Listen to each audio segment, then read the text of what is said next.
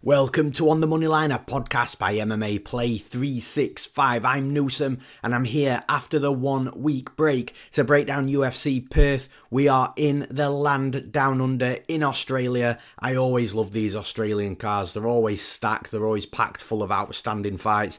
I think Australian MMA is a very underrated scene as well. Like, they've got some phenomenal fighters in that country. And this was supposed to be a 15-fight card, but unfortunately we lost one half of the Tafa gang as Junior Tafa has pulled out against Ibo Erslan. So yeah, I don't think they'll be getting a replacement for Ibo. I think if it was the other way around, I think if it was Ibo that was out, they'd have brought somebody in with Tafa being in his own country. But yeah, look, we're left with 14 fights, so it's still a long night of outstanding fights, and I really can't wait for this card. But just before we get into the breakdowns, as always, if you want to jump into the action this weekend, which I'm assuming if you're listening to this podcast, you are going to want to do, as we have been 1 week without UFC and the card's just phenomenal from top to bottom, you can jump into the action at MMAplay365.com. We've got something for every type of gambler. If you're a long-term gambler that likes the written breakdowns to maybe justify your own picks and selections, or maybe to make you pass on a pick or selection, then we've got a long-term gamblers section for you, which details why we recommend the plays that we are recommending. If you are a fun gambler that just likes the long shot parlays, maybe you want to build your own parlays, we've got that section for you. Maybe you don't want to do any work whatsoever, well, we've got a pre-built parlay section within that fun gambler area as well. And if you're somebody that just doesn't want to do any work whatsoever and you just want to tail a professional handicapper, which is myself, then we do have an official bet section which details the exact bets where my money is going. And of course, with every betting subscription at MMA Play 365 comes Bayes AI, our UFC prediction software, which gives you a percentage prediction for every possible outcome of every UFC fight for every UFC event. And we actually dropped this early onto the site yesterday as well. So all the AI predictions are now live at MMA Play 365. And the best part about the service is everything's super affordable. Our ethos is we want you to make the money back that you spend with us as quickly as you possibly can, so you can start profiting on top of your bets. And we do that with the prices that we set. It's just $5 for one event, $10 a month, or it's $99 for an entire full year. And that's all at MMAplay365.com. And with the intro out the way, with the promo out the way, let's get down to breaking some fights down. And of course, we start in that main event, 5 rounds in the UFC light heavyweight division. We've got Carlos Ulberg versus Dominick Reyes. Now for Ulberg, this is a very well-deserved new step up for him in regards to the card placement. He is main eventing his first fight in the UFC. The closest he got prior to this was the co-main event against Jan Blachowicz, which was earlier this year at UFC London in the UK. Dominick Reyes, of course, has headlined, multiple UFC main events, including fighting for that title against John Jones as well, where many people thought that he had won the fight. I personally didn't think he'd won the fight, although it was close. But yeah, look, I think that, I love what the UFC have done with Carlos Ulberg in regards to, development and step-by-step moving up in competition gradually. And it's led him to this fight with Dominick Reyes. And I know Dominick Reyes is on a resurgence, and he's on a resurgence from being knocked out badly 3 times from 4 fights. He really was on a trajectory where everybody thought he was done. And fair play to Reyes. He's come back. He's now on a winning streak and, all that good stuff. But if Carlos Ulberg had fought Dominick Reyes 2 or 3 fights ago, if the UFC had pushed it a little bit too much and made this fight, a couple of fights ago, a couple of years ago, whatever that may be, then I think Ulberg may have struggled against Reyes, even though Reyes wasn't in the best position back then. You could still see that there's a good fighter there, but the UFC didn't. They've managed it correctly, in my opinion. Mick Maynard's done a phenomenal job of, again, just small steps for Carlos Ulberg, win, and then a little step up in competition, win, little step up in competition, win. And what it's ultimately done is put him in a phenomenal position here, because I think he's got a really good fight ahead of him against Dominick Reyes. Now, Look, Dominick Reyes, we've spoke about that resurgence. He was knocked out, like I say, 3 times badly, and you are just thinking at that point, is he done? Like, chins and durability don't really come back once they've been cracked. I know Andrei Arlovsky is probably the exception to that rule, but look, I think that Reyes, although he's on this win streak, he's not fought anybody since those losses that have got that raw knockout power and that insane striking, predominant striker like Carlos Ulberg is. So I think for the first time since Reyes was last knocked out badly and was on a knockout losing streak, he is going to be tested with a predominant striker, a slick striker, somebody that has power within that slick technical striking as well. So I am a little bit concerned for Reyes. But to be fair, I've been concerned with Reyes for the last couple of fights, and he's done phenomenally well and performed really well. But like I say, Carlos Ulberg is a very different type of opponent to the last 3 opponents that he's fought. And I do think that, again, like I say, durability tends not to come back once it's been cracked. And I think Ulberg's going to hit Reyes harder and cleaner and more times than the previous opponents that he's on a win streak on, or the previous opponents he fought that's allowed him to be on this win streak. Carlos Ulberg, for me, is one of the best strikers in the division, and I just can't, I would love to see Ulberg versus Alex Pereira, because I just think that, yeah, you've got the power and the physique on Alex Pereira, but the slickness and the speed and the movement of Ulberg is going to be that'll be a real test to Pereira as well, because Pereira, again, I know I'm kind of digressing here, but Alex Pereira does it against strikers, but he tends to be able to bully them and pressure them and put them in uncomfortable situations. But with Carlos Ulberg being a slick, technical striker, and in my opinion, an elite striker in the light heavyweight division, I do think that that would just be, that's my fight to make, Ulberg versus Alex Pereira. But of course, we're talking about Dominick Reyes, and like I say, I'm sure Ulberg's going to be cracked as well. But I just love how calm and composed and how much trust Ulberg has in his own striking, to the point where it's making me think, well, how does Reyes approach this fight? Does Reyes look to wrestle and grapple? I think Reyes is definitely the better wrestler in this fight. I think he's definitely the better grappler in this fight. But I just don't know whether it's at a level that's good enough to be able to make this fight won and lost with the wrestling and grappling. He might score a takedown, Reyes might. He might land 2 or complete 2 takedowns. He might have a bit of top control time. But is he going to finish Ulberg on the mat? I'm not convinced. Can Reyes do that for 5 rounds, or shall we say at least 3 rounds, not get knocked out and win on the judges' scorecard via wrestling and grappling? I don't think so. I think if we see wrestling and grappling, it's going to be the odd moment, it's going to be very sporadic, and I just don't think that it's going to influence the outcome of this fight. I think the fight's going to be won and lost on the feet striking. I think Ulberg is a master technician in this division with his striking. I think he's an elite striker, in my opinion, in this division. I think his speed's good, his power's good, his technique good. I think he's going to land on Reyes. I think he'll knock him out. So for those reasons, I'm picking Carlos Ulberg to win this fight. And in the co-main event, we have a debut co-main event for both fighters. And I don't mean a UFC debut, I mean it's the first time that they've both been this high on a UFC fight card. We've got Jack Jenkins versus Ramon Taveras. Now for Jack Jenkins, I like Jack Jenkins. I think he's a super fun fighter to watch. He's got multiple leg breaks as well. TKO leg breaks on his record in MMA, so he's got a lethal low kick, but he's very good with his hands. He can wrestle and grapple as well.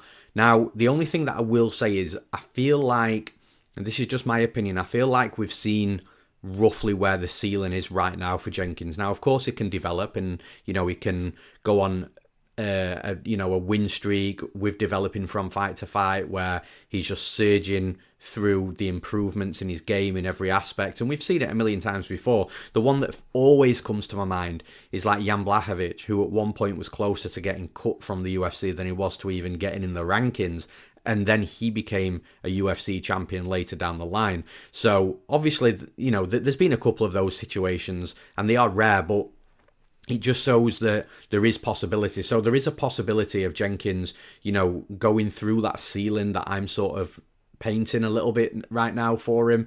But what I mean by that is he's beating the fighters that you would expect him to beat, and actually overperforming in some fights as well. Like I think Jamal Emmers, some people expected Emmers to beat Jenkins, and Jenkins won the fight, albeit very close. Now, he's fought Chepe Mariscal, he's fought Gabriel Santos, and he's lost both of those fights, and it kind of just does make me think, well, look, I roughly know where the ceiling is for Jenkins, and it's high, but again, if you're losing to Chepe Mariscal, if you're losing to Gabriel Santos, you do question, can Jenkins get into the top 10 of the division before that surge starts becoming to the top of the division? I'm just not too sure. But Ramon Taveras is a fighter that is always game.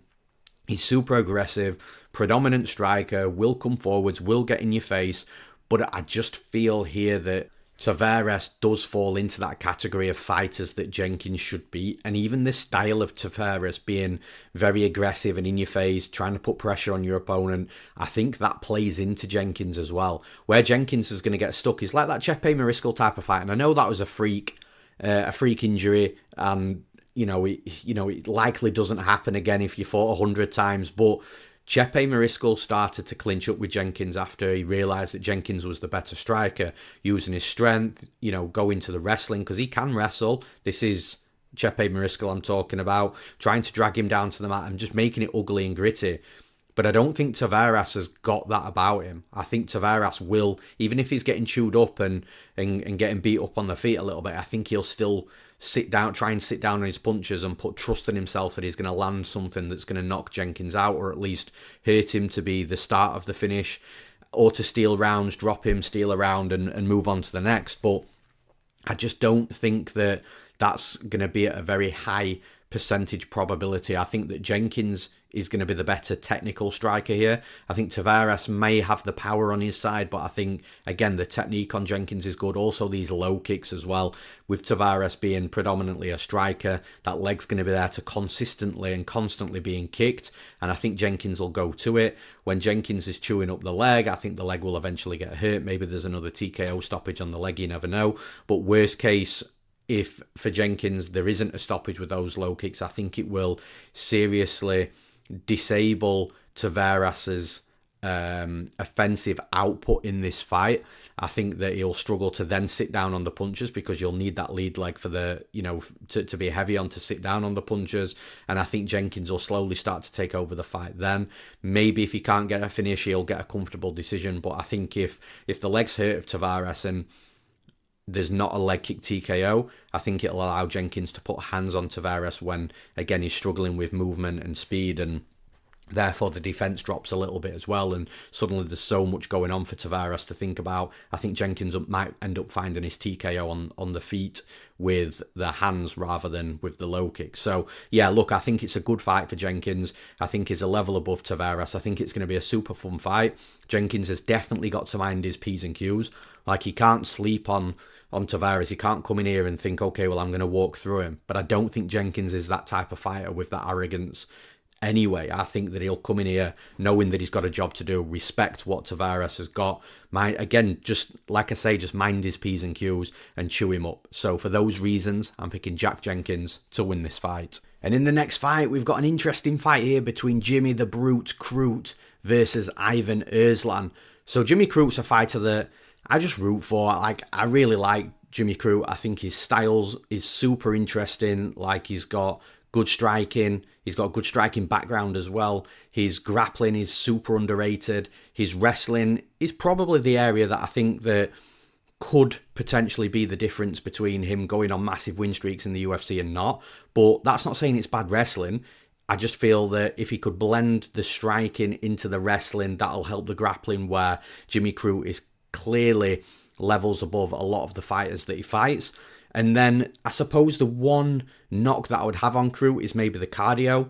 Like, he performs really well early in fights and then tends to fade. And he doesn't fade horrifically. It's just the gas tank you can clearly see is depleted a little bit. But I don't feel it's an unfair statement. And if you look at his last 4 fights, he's got 2 majority draws in those last 4 fights as well, which, again, I don't know how many fighters have got 2 majority draws in the last 4 recent fights in the UFC, or I don't know how many fighters have got draws on the record in the UFC, never mind 2 draws. So there's clearly something there with Crute, which does, like I say, make this fight interesting, because Ivan Erslan is a fighter that, look, he's had it rough in the UFC. He lost against Iwankun Talaba, split decision. Then he lost unanimously against Navajo Stirling, who's fighting a little bit later on, so we'll talk about him.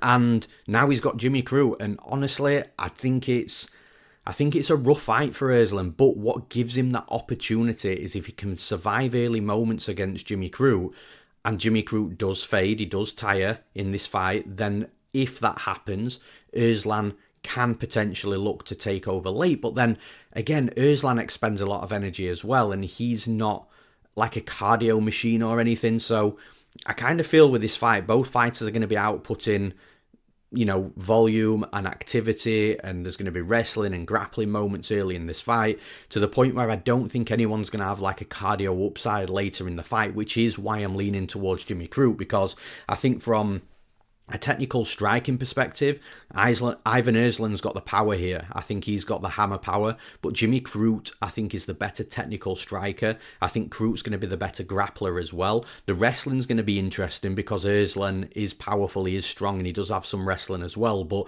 I do think that Crute can get this fight to the mat if he wants to. I think he can score the takedown, so I do think Crute's a slightly better technical striker. I think he's going to be the slightly more efficient wrestler. He's definitely the better grappler. Erslan, like I said, has that hammer power, and if Erslan can somehow not expend a lot of energy early and allow Crute to deplete his gas tank without Erslan being finished, then it's going to make for a very interesting second half of the fight, which of course is where you find all these draws. But I just don't know if Erslan is going to be able to, hold his gas tank high when he's defending, potentially being on the back foot, having to defend takedowns, getting back up to his feet, or at least trying to work to get back up to his feet, or surviving if he's on the mat. I just feel like it is going to drain his gas tank as well. So yeah, for me, I think even if this fight does go late, we just might see two tired fighters instead of one, but I think Jimmy Crute's going to win all these early moments in the first half of the fight. Like I've just said with Jack Jenkins, he's just got to mind his P's and Q's, because Erslan's biggest chance of winning this fight is by landing a hammer on his chin. Just make sure, from Crute's perspective, just make sure that doesn't happen, and I think Crute's the better fighter here. So for those reasons, I'm picking Jimmy Crute to win this fight. And in the next fight, we've got Jake Matthews versus Neil Magny. Now, Jake Matthews is a massive favourite here, and it's definitely something that we've got to mention, because depending on what book you're looking at, he's anywhere from -400 to -500.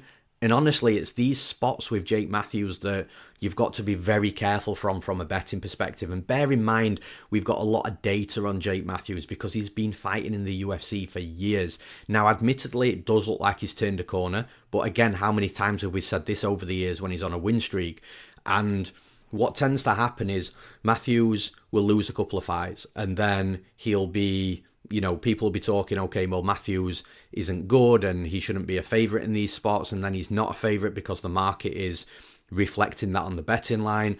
And then Matthews slowly, under the radar, starts putting some wins together, and then after 2 or 3 wins, which bear in mind he's on 3 at the minute, people start noticing and like, okay, Matthews is he's young, he's developed, he's got over those hurdles, he's turned that corner, he's back, and then he's a big favourite and loses. And this is generally what's happened throughout Matthews' UFC career from a betting perspective. So again, we've got a fight here where Matthews seems to have turned a corner. He's looking really good. He's on a 3-fight losing streak, and now he draws Neil Magny. Now, look, I am, spoiler alert, picking Matthews to win the fight, but man, there's something in my gut that this screams that, we've seen this story before and don't fall into the trap. And you look at Neil Magny, like Magny's coming off a good win against Eliseo Zaleski dos Santos. Now, Eliseo Zaleski is a fighter that's up there in age, and Neil Magny was in a lot of trouble early in that fight before he managed to turn it around and take the win. But Neil Magny is still an experienced fighter. And if you look at the last 3 losses of Neil Magny, you've got Ian Gary, you've got Carlos Prates, and you've also got Michael Morales as well, who are 3 absolute monsters in this division. Who, Ian Gary is at the top of the division, Carlos Prates is at the top of the division, Michael Morales will be there as well in the near future. So all those fighters would dominate Jake Matthews as well. So it's like, are we just being tricked here by the betting line? Neil Magny, He's still winning fights at this stage in his career. He's only losing against guys that are better than his opponent, but it's his opponent that's on the 3-fight winning streak that historically has traded wins and losses. That's a massive 400, minus 500 favourite. It's a tough one to trust and be confident in from a betting perspective. And then when you look at how they match up, it's going to be interesting to see Jake Matthews approach it. I think if he goes down the wrestling and grappling route, it's possible he can have success with that. But I kind of feel like Neil Magny, that's probably where he wants Matthews to be, in those close positions where he can use his long limbs, arms and legs, get double underhooks, push his opponent back to the cage. But Matthews is also very big and strong for the division now as well. So I kind of feel like, well, how successful is that dirty, grindy, ugly, gritty style of Neil Magny? You know, how is that going to work in this type of fight against somebody that might be physically not as strong as?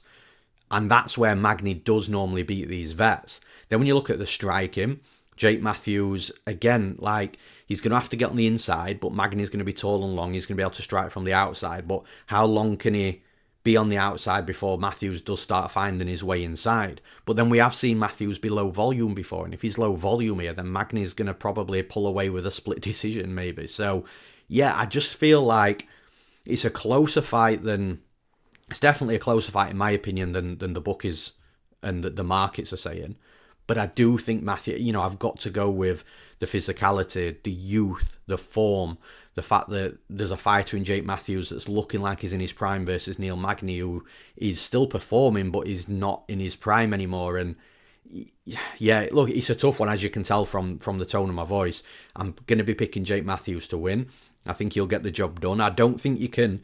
For as much as the betting lines, I think, are way too wide and potentially very risky, I don't think you can sit here and predict a Neil Magny win with much confidence. And that's not anything against Neil Magny. Like I say, you've just got a young, hungry bull in Jake Matthews who's got a ton of UFC experience himself, that looks like he's finally entering his prime, that's looked phenomenal in his last 3 fights, that's got an aging fighter in Neil Magny who is probably better served fighting other fighters of his age, which, you know, Eliseu Zaleski dos Santos was. I just feel like it's, look, from a straight pick and prediction perspective, I'm picking Jake Matthews. But look, I'm not sure, unless you're a fun gambler and you're throwing Matthews into booster parlay, I just don't think there's anything you can do with that number from a long-term perspective with singular bets. So yeah, from a betting perspective, it's tough, but from a straight pick and prediction perspective, I'm picking Jake Matthews to win this fight. And in the next fight, we've got Tom Nolan versus Charlie Campbell. This could either be the craziest 3-round war that you'll see on this card, or it's going to end in an absolute early flash. And look, I just see an absolute car crash type of fight, and I absolutely don't mean that in any way, shape or form disrespectfully. I think these are two fighters that just love to fight. The fighters, they'll come in, they'll meet in the middle, they'll throw down, they'll eat punches, they'll take punches, and they are just exactly... Look, this is the type of fight that if your friend is on the fence about watching MMA and, you know, they kind of like the idea of it, this is the type of fight where you sit your friend down and say, well, look, let's sit down and watch a fight and see how you feel, and watch it live. So I don't know what's happening. You don't know what's happening. We don't know a winner. We're watching it live. This is that type of fight, because it is absolutely going to be just chaos inside the cage. I don't see many takedown attempts, if any at all. I think if there are takedown attempts, I don't think it influences the outcome of the fight. I think if one fighter gets on top of the other, I think the other fighter will get back up to the feet. I also think both fighters will be able to defend initial takedowns as well, which, again, if there aren't many takedowns, but the first takedown or two from maybe either side are defended, then I don't know if any takedowns are even attempted later down the line in the fight, unless someone is absolutely gassed and they just can't stand up on the feet anymore and they need to shoot that takedown. But I just think both fighters are going to meet. I think both fighters are going to trade. And although Charlie Campbell has got power, I just think Tom Nolan's going to get at him. I think Nolan is going to have the work on the outside. So I think he's going to be able to strike from the outside, nice straight punches, nice kicks to the head as well. The kicks to the head could be key, keeping Charlie Campbell from, you know, coming in and trying to close the range consistently. But I think that even inside, Tom Nolan's got nasty elbows, nasty knees. So even though he's the rangier fighter, and you might think, well, Charlie Campbell's going to have that success in close, he might do, and that is where he's going to have more success in this fight when you're looking at the ranges. But Tom Nolan, for me, I think has got dangerous knees, dangerous elbows. I think he's more durable as well. And in these types of fights, you are looking at which fighter can take more damage. And we've seen Charlie Campbell, knocked out bad. So with Tom Nolan, although Tom Nolan I'm sure can be hurt as well, I just feel like in a chaos type of fight, you've got a tall, long fighter that's going to be good at multiple ranges and is likely the more durable fighter as well. That's the fighter I'm going to side with. I'm picking Tom Nolan to win this fight. And in the next fight, we've got a super intriguing fight at heavyweight. We've got UFC newcomer Louie Sutherland versus Justin Tafa. Now, yeah, like I say, it's super interesting. I know Louie Sutherland relatively well. He trains occasionally at the MMA gym that I own in the UK. Real nice guy, like him a lot. He's just a super likable character. And yeah, he comes in for some work. We have a chat. He's a really, really good guy. And to be honest with you, stylistically, he's not drawn a terrible fight here against Justin Tafa. The one thing that I am super concerned with for Louie is the fact that I just don't think he'll ever have been hit with anybody at Tafa's power.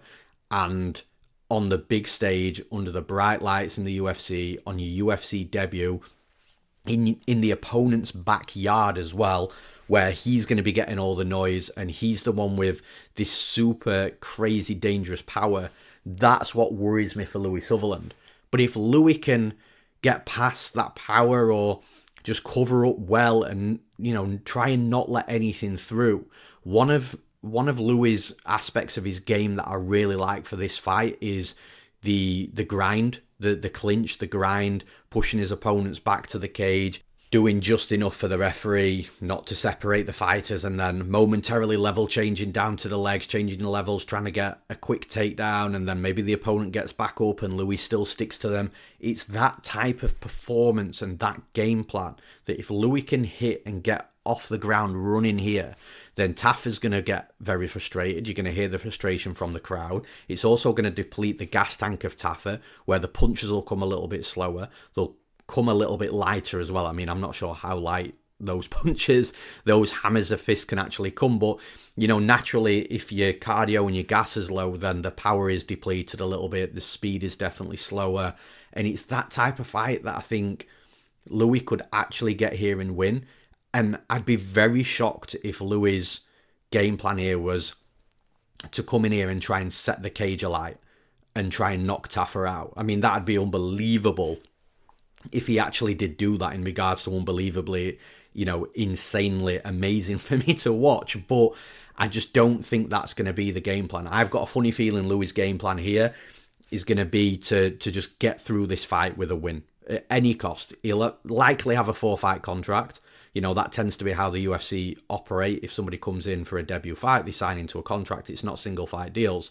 So I think that maybe Louie's long-term plan is, look, just get in this fight, even if it's not the most entertaining fight, just get a win. Because in the next fight, he'll likely get somebody that doesn't have the power of Tafa and be able to perform a little bit better, to maybe put on a better show, and show that, look, he was just doing what he needed to do on his UFC debut. And I think that's the way that he's gonna operate. I'm really torn here because, like I say, you come back onto the Tafa side, and man, I just don't think Louie will have been hit with anybody of that extreme power that Tafa's got in Tafa's home country, where the crowd's going to be all for him. I don't know. It's a real tough one to pick, but it's also interesting from a betting perspective that the lines aren't too wide. Like, it's not as if we're getting Tafa at like minus 400 or anything like that. The bookies in the market are respecting Louie, and I think that's a smart move.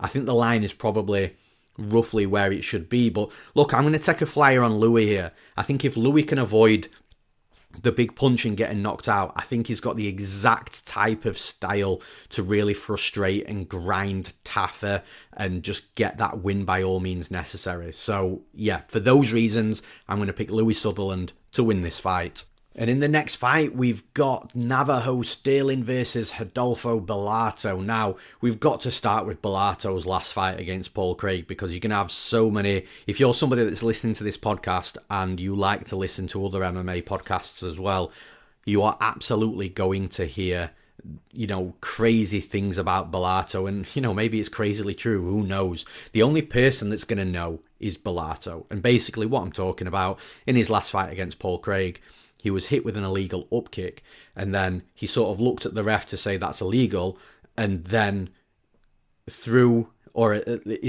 body then hit the floor. I was going to say he threw his body to the floor, but this is where we don't know. So his body, dropped to the floor and he was knocked out. And then moments later, he, appeared to be woken up, started scooting and shrimping his hips to the cage wall like something was still happening inside the fight. And then I'm pretty sure he started grabbing onto the referee's leg when the referee tried to make sure he was okay. And look, one of two things happened here. Either one, there was a delayed reaction and he was genuinely hurt and genuinely didn't know where he was.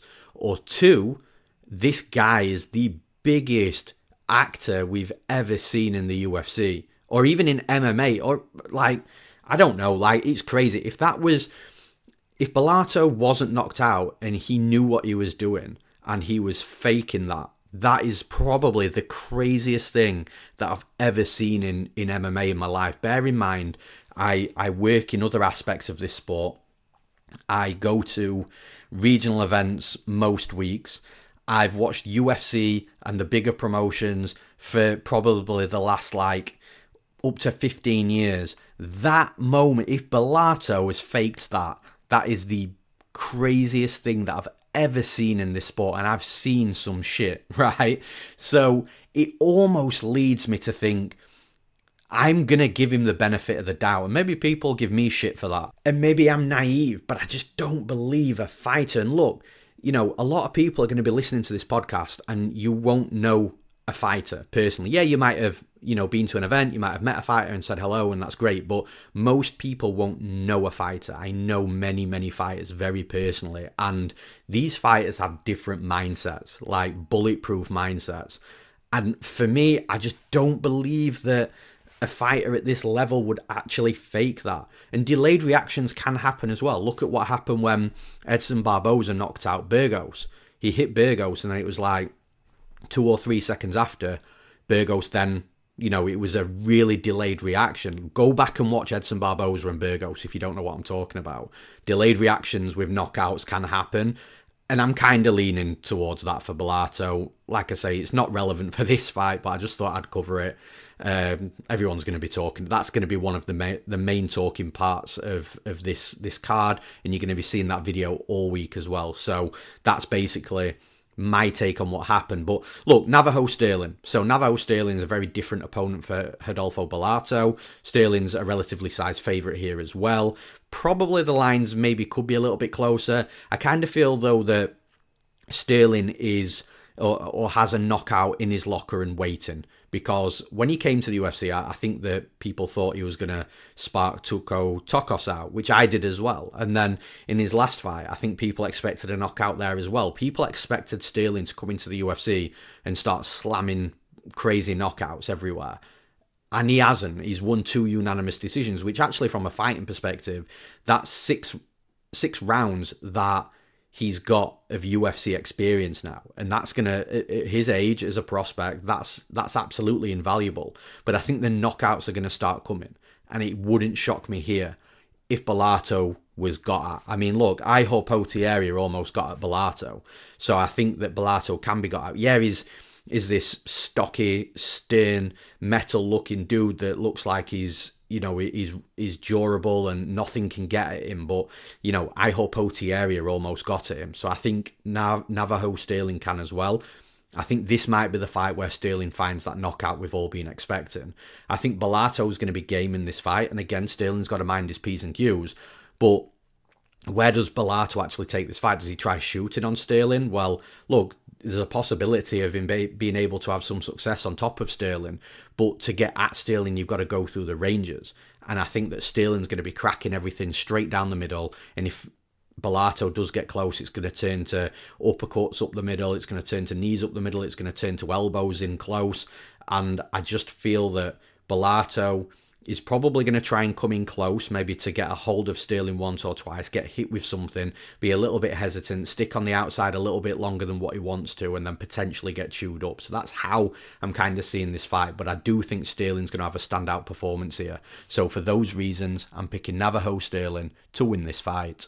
And in the next fight, we've got Loma Lookboonmee versus Alexia Thainara.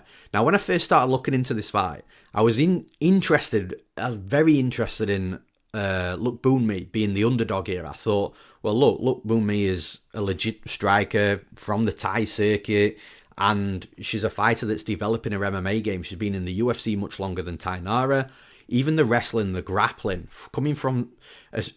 with Lookboonmee having this massive, extensive Thai background, it's really impressive to see how far she's come with the wrestling and grappling. And she's kind of learned on the job a little bit inside the UFC, but she's done a real good job, and her coaches have done a real good job in that development. So when I'm seeing her as an underdog against somebody like Alexia Thainara, who's only had one UFC fight prior to this, I'm thinking, well, should Lookboonmee be an underdog? And if she should be an underdog, should be an underdog of this size. Like, it's not a crazy price. Like, she's not sitting at like plus 200 or plus 300 or anything. But like, I just wasn't that interested in the Thainara side. I was really looking at Lookboonmee. But, you know, when you actually dive into this fight, you can kind of see it like Lookboonmee is going to be the better technical striker here, but Thainara can also strike as well. And Thainara can also wrestle and grapple. And I think that the issue that Lookboonmee is going to have in this fight, and the reason I'm not picking her to win, and I did come off on the other side with Thainara,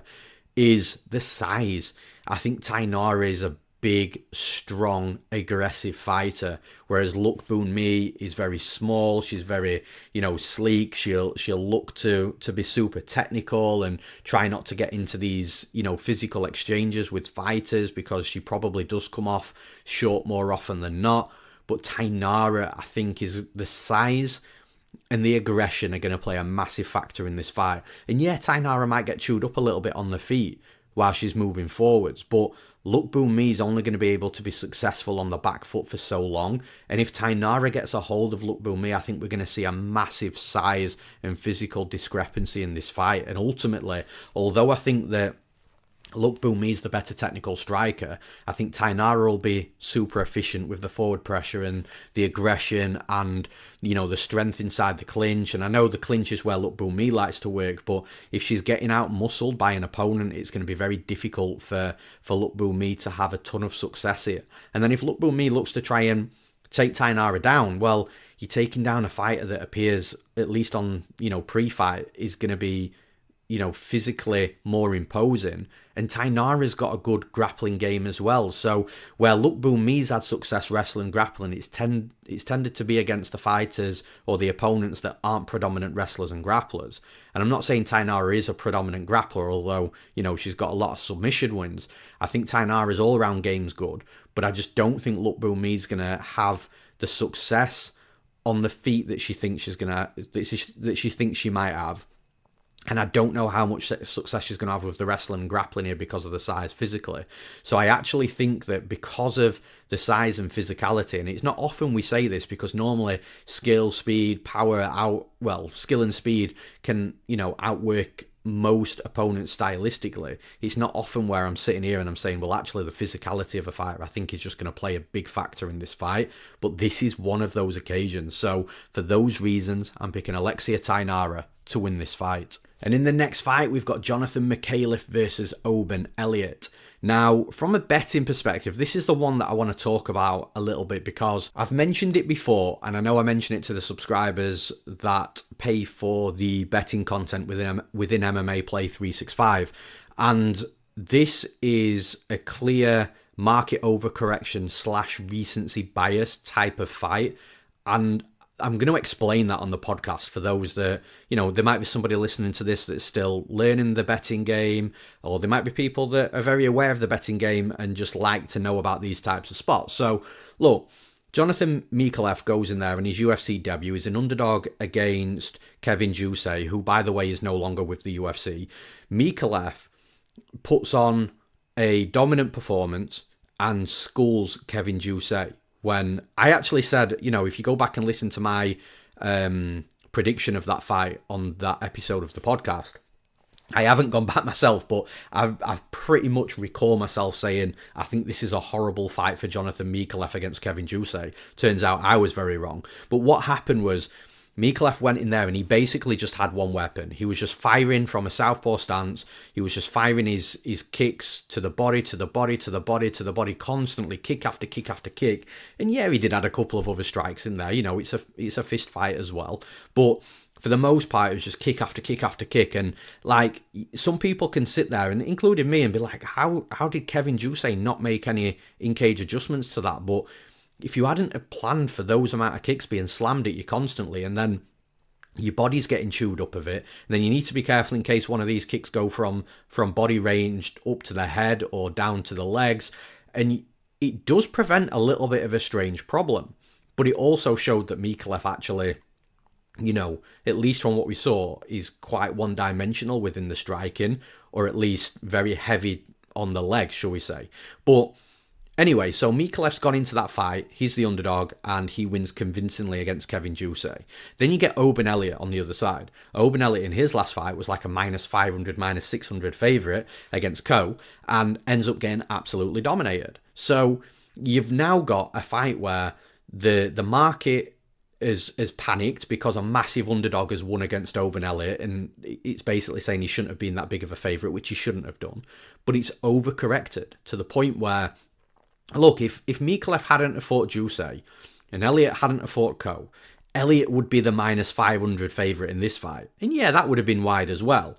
But that's just an indication of how the market would look like if you take just one fight away from both of these guys. And one fight doesn't determine a fighter's, you know, at least at this stage, doesn't determine a fighter's, you know, ceiling and career. And every fighter can have an off night, and every fighter can have a good night. And it just, like I say, to me, it just screams recency bias. Micallef, you know, was an underdog that won comfortably. So now he's got to be, or he can't be the underdog in this fight. And Elliott's just been a massive favourite that lost. So he now can't be a massive favourite in this fight. So now you're getting a line that's, the bookies are just like, well, yeah, it's going to be close. And I just don't think it's going to be as close as the bookies think. I think Oban Elliott is going to be better prepared for the kicks of Micallef than what Kevin Jousset was, because they've seen tape now. There's tape on that. And I know the team that Elliott comes from, and there's I don't mean know him personally, but the gym that he trains at and the team that he comes from are very, very, you know, there's years of knowledge and IQ in that team, and I just don't think there's any way they've watched that last fight of Micallef and not come up with a plan for the kicks. And I just wonder what else Micallef's got. And look, in regards to the range, like Kevin Jousset was very hesitant, and he was fine being on the outside for some reason, just getting chewed up by these kicks. But stylistically, Oban Elliott isn't like that. Elliott will come forwards, he'll pressure, he'll overwhelm, he'll get in the face of his opponent. And if he's close in boxing range, well, Micallef ain't throwing kicks. What Micallef is going to do in that range, I think, is try and clinch up with Elliott, like he's done in previous fights, and just try and get the dirty, gritty, grinding style going, because that's what I thought Micallef was going to do to Jousset, and Jousset was going to use his judo to counteract that and batter Micallef. That's what I thought was going to happen. I didn't expect like 1,000 kicks coming from Micallef. So I think Micallef is either the outside range is just going to fire kicks at Elliott, but I don't think that range is going to be one Elliott's going to hang out too often at.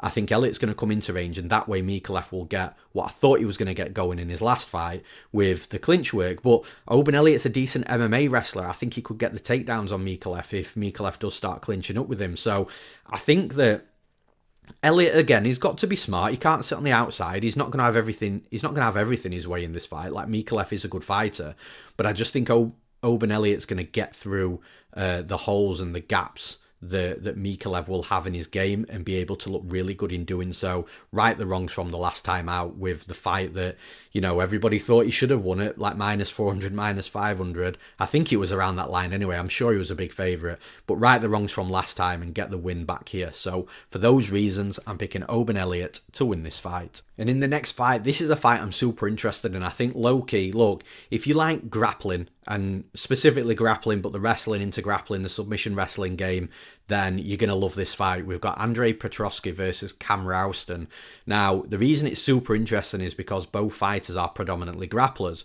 Now, again, I think Petroski, and I've said this time after time after time on this podcast, I've won plenty of money. I've cashed many tickets on Andrei Petroski, a lot of the time as underdogs as well, because he's constantly being underrated on the betting market. People just don't like him, and I get it. He's had a history previously at the start of his UFC career where he tires out very quickly, he gasses, and people don't like to bet on that, and I understand. But there is something called development, there is something called improving your game, and I do feel that Petroski doesn't gas like he used to. I think it's an area of his game that is definitely improved, and that's not to say he can't gas out again, because cardio is something that comes and goes.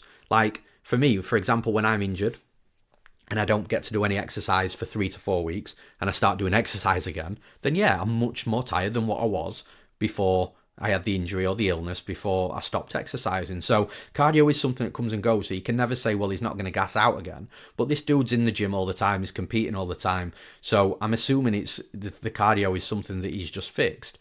But in regards to this fight here, he is the favourite, but he's not a massive favourite, and I kind of think that comes into people just being a little bit unsure still about Petroski, and Cam Rowston does prevent some dangers on his side as well. So I kind of understand, because of how people perceive Petroski and because of what Rowston brings to the cage, that the line is kind of where it's at. Wouldn't surprise me if it closed up a little bit. Like I say, Rowston does pose some problems here for Petroski.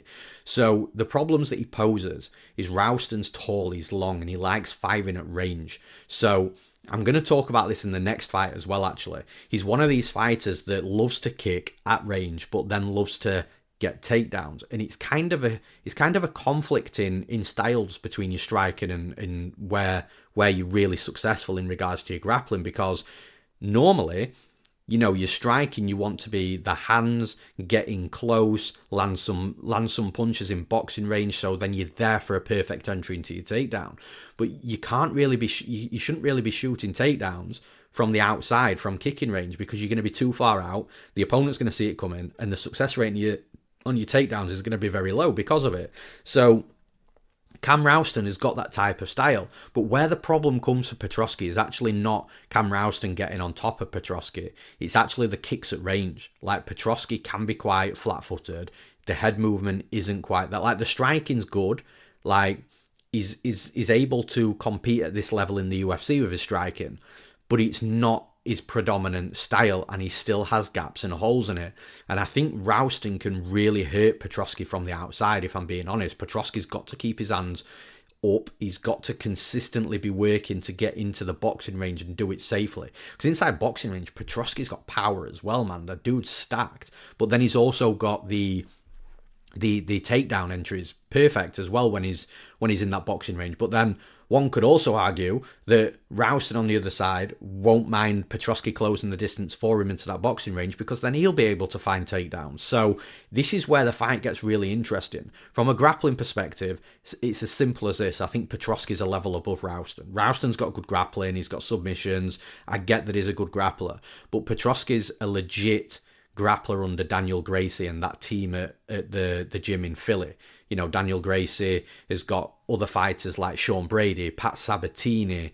They've got, I can't even think of them all off the top of my head, but these guys are legitimate grapplers, but they're also wrestlers that have got good grappling. And that's where the problem comes for opponents. So when you're looking at this fight from a striking perspective, I think Rowston's got every chance of knocking Petroski out.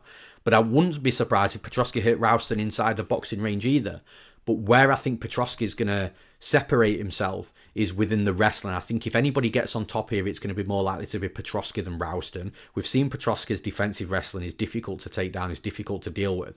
I think Petroski will be the one that's on top of Rowston, and I think Petroski is going to be the one that controls the fight on top of Rowston because of that.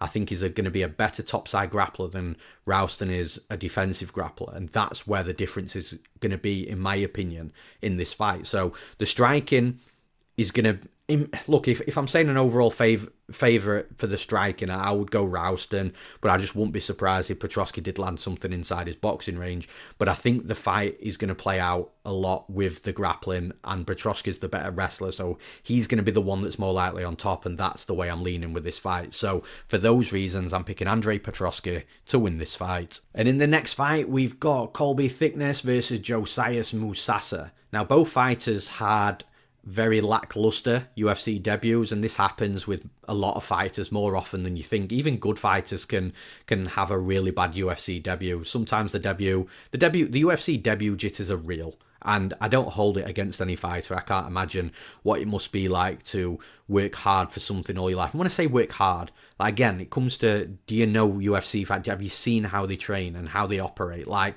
these guys work fucking hard, and to work hard all your life for that moment that you've been working hard all your life for, to get into the UFC with all eyes on you under the bright lights, I can't imagine what must go through some of these fighters' minds. And look, it's not a weakness to be nervous and be hesitant when you're fighting in the UFC. Look at Donald Cowboy Cerrone, who was one of the best to ever do it in the UFC. He's a living legend. And he said every single fight, from his first fight to his last fight, he got nervous so badly before walking out. And look, that just shows that, everybody's just human. But yeah, both of these fighters didn't have the performance they wanted. And one of them isn't going to have the performance that they want either. So in this fight here, so yeah, I think it's an interesting fight from that perspective.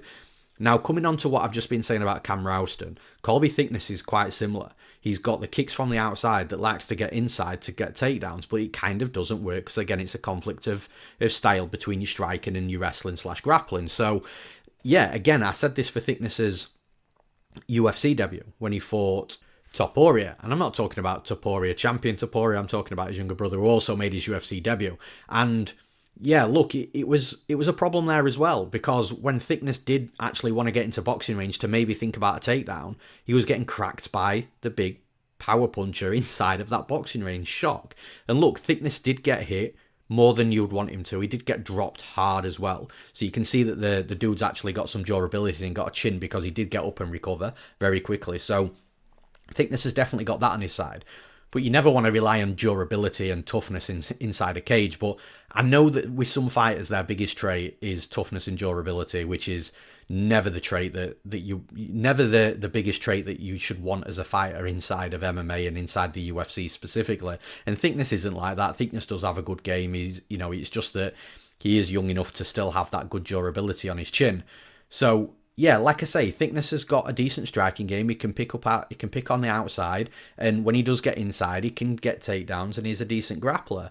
Now, what's interesting is Musasa got done by Carlos Vera, by the way, Musasa just shouldn't have been losing that fight. And no disrespect to Vera, Vera's ceiling and skill set and ability is nowhere near Musasa, and Vera's aging a little bit, and Musasa was a massive favourite in that fight, in my opinion, for a reason, and he got caught out, and he got done by someone that's been, fighting in MMA for years and years and years, and that's just the way the cookie crumbles in this game sometimes. But here, I think that the style, I'm torn here, because I do like Thicknesse, and I know he trains with Joe Lopez and Alexander Volkanovski, and he's got a real good team around him. And I always like to factor quite highly in who you're training with, where you're training, who your coach is. He's got a world-class team around him. But the thing is, I can't ignore the fact that Thicknesse was getting done inside boxing range by Topuria, who had power. And guess what? Josias Musasa is a good boxing range fighter who has power, and he's super athletic. He's got those good African genes that, they're genetically better than everybody else on the planet, it seems. I don't know. I kind of wanted to pick Thicknesse, but I think Musasa is the goods. I said this on his UFC debut. My opinion doesn't change on a fighter just because they lost the UFC debut. Same with Thicknesse. I still think Thicknesse is a good fighter. This is a really good fight, one that's going to be close, but I just think that Musasa's going to have success inside a boxing range. I don't think he's just going to sit on the outside and let Thicknesse fire kicks in at him. And even when They're both in boxing range. If Thicknesse shoots a takedown, I like the athleticism and the power and the physicality of Musasa to be able to shake that off. He's shown that he can do that, but then it's the punching inside boxing range. I think Musasa's just going to find a home time and time again. It wouldn't shock me if he did actually put Thicknesse away, but it also wouldn't shock me if Thicknesse managed to come into this fight with a sick game plan from his outstanding team that he's with and put it together. It's a tough fight, but my sort of head and my gut are both leaning towards Musasa. So from a straight pick and prediction perspective, I'm picking Josias Musasa to win this fight. And in the next fight, we've got, again, another really interesting fight. We've got Jamie Mullarkey, who's finally back against Rolando Bedoya. And it's an interesting fight because both fighters are in need of a win. Like Bedoya, for example, has never even won in the UFC. He's had 3 fights. He's 0-3, assuming this will be the last fight on his contract. So, he'll need to be coming into this cage with the mindset of looking really good and trying to win impressively. Like the fights that he's lost, though, in the UFC, like I say, he's 0-3. He's lost to Chaos Williams, a split decision. That's actually probably the best out of the 3 results, to be honest, because Chaos Williams is dangerous. So to actually go to a decision and not get knocked out by him and just being on the wrong end of that decision, or the other end of that decision, shall we say, that's not too bad. But then he's also gone in there and lost against Jai Herbert via unanimous decision, and then also lost against Kenan Song by unanimous decision. Now, the Jai Herbert one, that's not a bad loss either. Like, Jai Herbert's a good fighter. The Kenan Song one, it's not great. So he's in a position, Bedoya, where he definitely needs to win and probably needs to finish as well. Now, on the flip side with Jamie Mullarkey, I think a few people are writing Jamie Mullarkey off, and potentially wrongly as well. Like, you've got the losses that Jamie Mullarkey's suffered. Mauricio Houfi, Houfi, he didn't perform in his last fight, but this is a guy that's knocking Bobby Green out cold with a spin wheel kick to the face. Houfi's dangerous. He's powerful. He's explosive. It was his UFC debut. He was full of all the beans, and he was also in his backyard as well in Brazil. It was Jamie Mullarkey that was fighting in enemy territory there. So Houfi just had all this crazy energy, explosive energy, and he got there. Nasrat Haqparast. Mullarkey went to war with Haqparast, and Haqparast knocked him out. Haqparast has knocked numerous fighters out. He's got power in his hands. Mohamed Naimov, Jamie Mullarkey was looking phenomenal, and then just walked onto a punch and got knocked out. Again, it happens. And then the knockout before that was Jalen Turner, who, he's subsequently retired from the UFC, but he didn't retire because he was declined in age. I think he just felt that he'd given what he could give, and now he's not there. But Turner was an absolute stud at one point as well. So, again, it might just sound like I'm making a load of excuses for Mullarkey here, but the reality is that Mullarkey has got, in my opinion, a very good fight ahead of him in Bedoya.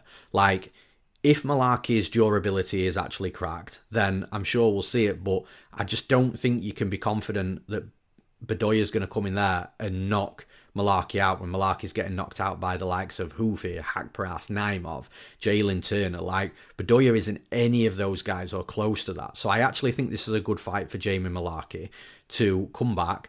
He has took some time out, come back into the UFC. He's rested, he's refreshed, he's healed up, and I just think that Mullarkey's a level above Bedoya, and it's going to show on the night. So for those reasons, I'm picking Jamie Mullarkey to win this fight. And in the next fight, we've got Luana Carolina versus the newcomer making a UFC debut, Michelle Montague. So I actually like this signing from the UFC. Michelle Montague is actually coming from PFL. She's a fighter that's very big and stacked for the division. She's had fights at lightweight before, but then she fought all the PFL fights at featherweight, I believe. This fight's at bantamweight, and I think it's a good move for Montague. She's coming down 1 or 2 weight classes, and she's looked great in the PFL. Now, for some people listening to that, you might think, okay, well, this sounds very much like Kayla Harrison. And the irony of that is Montague's main training partner is Kayla Harrison. So Montague is going to have a big physical advantage inside the cage. I think she's going to be much bigger. Well, she's going to be taller and thicker, but I think the power is going to be evident as well. Luana Carolina's moving up in weight, so she's normally fought the weight class below. So you've got Michelle Montague that's coming down a weight class or 2, just like Harrison did, versus an opponent that's coming up in weight because she was just missing weight slightly a couple of times.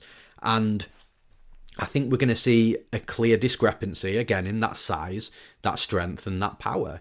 And look, Michelle Montague, she is somewhat one-dimensional with the wrestling and the grappling, but the striking is catching up. And if you watch her fights in chronological order, you'll see that the striking is getting better fight by fight. But ultimately, if this is a 15-minute kickboxing fight with no wrestling or grappling, then you have to like Carolina to win this fight. I think she's going to have the longer punches, straight punches, just puts things together slightly better from a technical perspective. But this isn't a 15-minute kickboxing fight. Montague, we all know what she's going to do in this fight. She's going to come in, she's going to try and take Carolina down. And Carolina knows that Montague is going to come into this fight and try and take her down. But it's whether Carolina can stop it, whether Carolina can keep enough distance to prevent Montague from getting in close. And look, in the initial moments, maybe she does do a good job of distance management and doesn't let Montague come in close. But this is an MMA fight, 15 minutes inside a cage. And I just don't think Carolina's got the speed, the movement, and the elite skill set to be able to just pick Montague apart from the outside and keep that range consistently. Montague, even if it's not working for her early in fights, we've seen fights not work early for her in fights before. And she makes changes, she makes the in-cage adjustments, she finds the entry into the takedown, she finds the way to clinch up.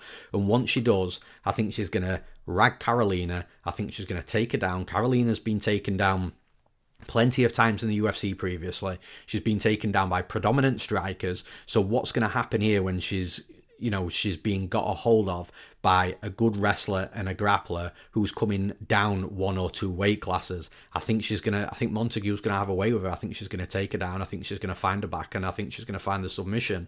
I think whilst the fight stood up on the feet, Montague's going to be losing the fight. I think you'll see the live betting lines slowly start to come down, and it's starting to go into a dead even pick'em, and then maybe Carolina's the favourite. But at some point, Montague is going to find the takedown that matters. And I think once Carolina feels Montague's wrestling and topside grappling, I think Carolina, if this fight gets back up to the feet striking, is going to be super hesitant to let anything go because she's going to fear Montague's takedown again. And if that happens, Montague's going to be the one with the forward pressure, closing the distance. The takedown entries are going to come a little bit easier. Montague might even start having success with the striking because of Carolina's hesitancy again in a scenario that I've explained if that happens. So, yeah, look, for me, I like Montague here. I think stylistically she's going to be a nightmare for Carolina. I think a size, a physicality, and the weight is going to be a problem for Carolina as well. So for those reasons, I'm picking Michelle Montague to win this fight.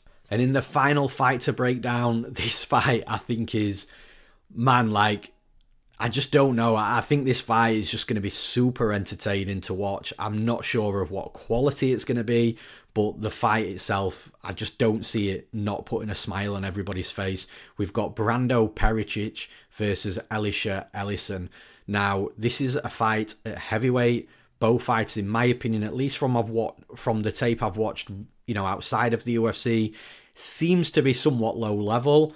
But I've said this before about fighters, when I've watched tape outside the UFC and it looks super low level, and then one of them's come into the cage and just looked phenomenal, and I've just watched it like, well, that's not who I watched on tape. So be very careful if you're looking at this from a betting perspective. But man, if you love slobber knocker heavyweight fights, both of these fighters are absolutely outstanding hammers. Both seem to be absolutely terrible nails, and both seem to be able to look great and then fold. So it's and what I mean by that, I've seen Brandon Pericic fight, the best fighter he's fought from a record perspective. I think the opponent was 39 or 40, absolutely dominated him early, should have had him finished 2 or 3 times, and then just completely fell off a cliff with his performance, collapsed, not physically collapsed, but, completely collapsed in his performance and got beat by his opponent who just took a massive beating, who was tired as well. Pericic tired, just landing on him, and then lost the fight. And we've seen the same with Ellison.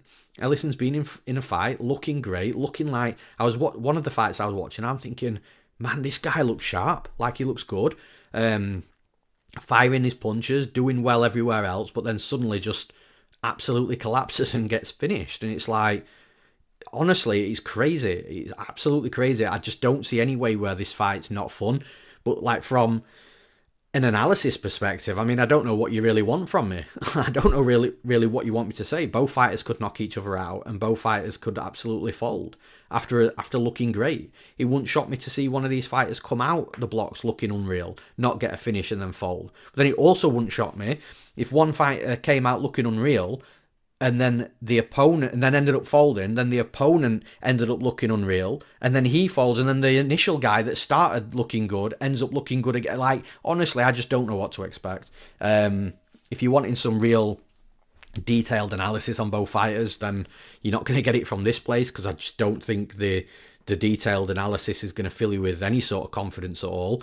I really hope that both these guys are fun, because these are the types of fighters that we do pay to watch, that we do want to see on our screens, that are super entertaining. And I know it might sound like I've just shit on both of them, but I'm only telling you what I'm seeing. Like, I've seen both fighters look incredible, but then I've seen both fighters, fold after looking incredible in that same fight. So, yeah, I mean, for me, it's tough. I don't know which way to pick. I'm just going to go with the underdog, because that's where the value is at. I think playing any of these fighters as a favourite is just like, I don't know, it's like having a fire in, a sort of like a bin yard fire, and then, you want that fire bigger, so you get your can of gas and you pour the can of gas directly onto the fire. I kind of feel like that's the best analogy that I can give for playing one of these as a favourite. I'm picking the underdog to win. I'm picking Alexia Ellison to win this fight. And that's all for this episode of the podcast. As always, thank you for tuning in. Thank you for listening. If you're on one of the podcast platforms, then please come over to our YouTube profile as well, our YouTube channel, which is youtube.com/MMA Play 365. Please drop a subscribe to the channel. It really helps the algorithms. Please like the video. That helps the algorithms. And also, you've got the ability to comment as well. And it is myself. I do try and make the time every single week to get to those comments and reply directly to anybody that's asking questions or posting, something of their analysis. Tell me who you're picking between Brando Pericic and Alexia Ellison, and if you're confident. If you're confident, please let me know, and let me know why. So, that'll be funny. And yeah, like I say, come and comment. That helps the algorithms. I'll always try and get back to you as well. And yeah, that's all from the podcast perspective. One more time, if you do want to jump into the action this weekend, then make sure you do so at MMAplay365.com. We've got something for every type of gambler. The prices are super affordable. We've been through this already in the introduction, but the prices are super affordable. Everything for every type of gambler. And we've also got Base AI, which is our UFC prediction software, which has been on absolute fire this year. Absolutely outstanding, always picking out some crazy underdogs as well, to the point of when I see a crazy underdog, I'm no longer thinking, oh, well, the AI is very wrong there, because time and time again, it's proving me wrong. So again, that's all at MMAplay365.com. Enjoy the event. Thank you for tuning in, and I'll see you again next week.